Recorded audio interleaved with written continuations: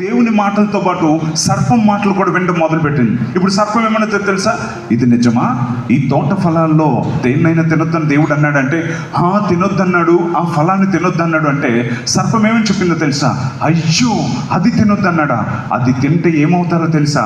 మీరు దేవతల వలె మారిపోతారు అని చెప్పి. అంటే సర్పం యొక్క మాటలు ఎప్పుడైతే హవ్వమ్మ వినడం మొదలుపెట్టిందో సాతాను మాటల మీద విశ్వాసం కలగడం మొదలుపెట్టింది. ఇది నిజమేనేమో, సాతాను ఎంత బాగా చెప్తా ఉన్నాడని చెప్పి ఆ సాతాను మాట విని ఫలము తెంపుకొని ఎప్పుడైతే తినిందో తన జీవితంలోనికి పాపము, శాపము, మరణము అనేది వచ్చింది. ఆదాము జీవితంలోనికి వచ్చింది, మానవ జాతికి సంప్రాప్తించింది. ఏదైనా తోట నుంచి వెలివేయబడే పరిస్థితి వచ్చింది. ఎందుకు మనిషికి ఈ రోజు ఇంత ఘోరమైన స్థితి వచ్చిందో తెలుసా?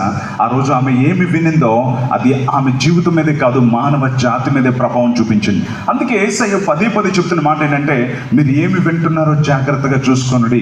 మీరు ఎలాగ